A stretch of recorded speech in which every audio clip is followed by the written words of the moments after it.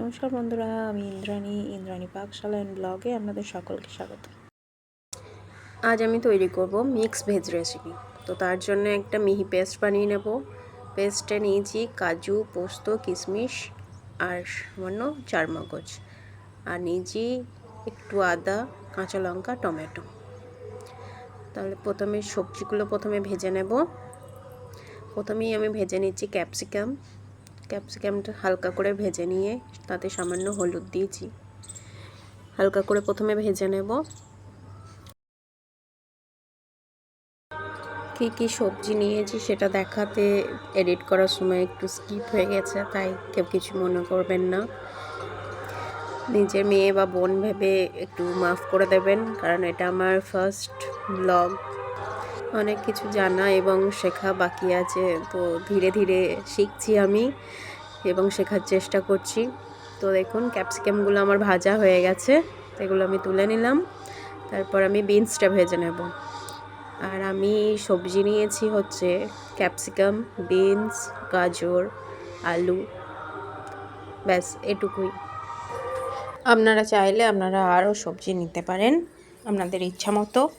আমি এটুকুই নিয়েছি। তো বিনসটা আমার ভাজা হয়ে গেছে, বিনসটা এবার তুলে নেব। এবার গাজরটা ভেজে নেব, হালকা করেই ভাজি সব।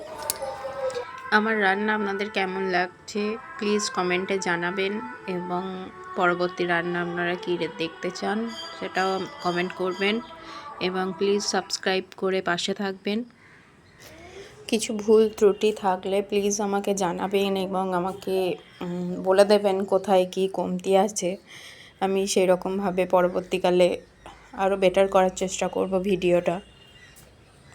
তো দেখুন, আপনাদের সাথে গল্প করতে করতে আমার গাজরটা ভাজা হয়ে গেছে, গাজরটা আমি তুলে নিলাম। তো তারপরে আমি আলুগুলো ভেজে নেব। আলুটা তাড়াতাড়ি করে ভেজে নিই। তো আলুটা যতক্ষণ না লালচে কালারটা আসছে ততক্ষণ আপনাকে ভেজে নিতে হবে।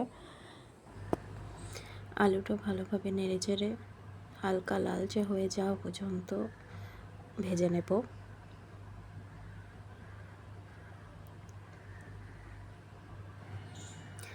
দেখুন, আলুটা আমার লালচে করে ভাজা হয়ে গেছে, আমি তুলে নিলাম আলুটা।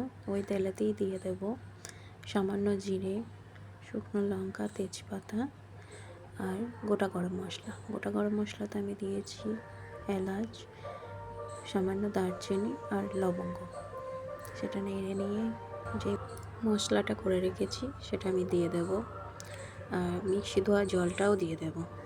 ভালোভাবে নেড়ে যতক্ষণ না মশলাটা থেকে তেল ছাড়ছে ততক্ষণ নাড়তে হবে। আর মশলা আমি ইউজ করেছি রেগুলার মশলা, যেগুলো সাধারণ রান্নায় ইউজ করা হয়। হলুদ গুঁড়ো, জিরে গুঁড়ো, ধনে গুঁড়ো।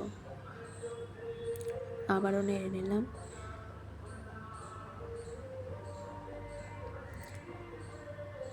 মশলাটা ভালোভাবে কষিয়ে নিতে হবে। দিয়ে দেব পরিমাণ মতো নুন, সামান্য একটু চিনি, স্বাদ অনুসার চিনি।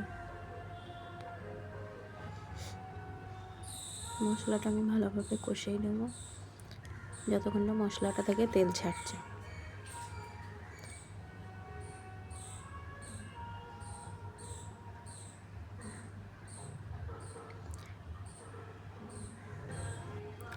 বাইরে আসলে মাইক বাজছে জগদ্ধাত্রী পুজোর উপলক্ষে, তো সেটাকে একটু এড়িয়ে চলবেন প্লিজ। আর সবজিগুলো আমি মশলার মধ্যে দিয়ে দিয়েছি, মশলাটা কষানো আমার হয়ে গেছে।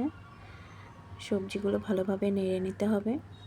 তো তারপর আমি অ্যাড করে দিলাম জল, সামান্য পরিমাণ জল দিয়ে দিলাম, এবং সবজিগুলো ভালো করে নেড়ে নিয়ে সেটাকে এবারে কিছুক্ষণের জন্য ফুটতে দেব,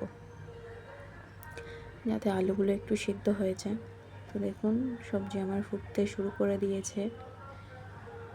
এবার ভেজে রাখা পনিরগুলো আমি দিয়ে দেব।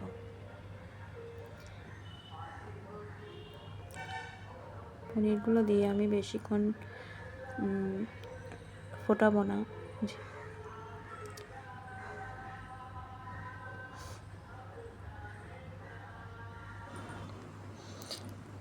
আমার আমার মনে হচ্ছে আর একটু নুন লাগবে, তাই আমি সামান্য অল্প নুন দিয়ে দিয়েছি। আর আমার রান্নাটা হয়ে গেছে।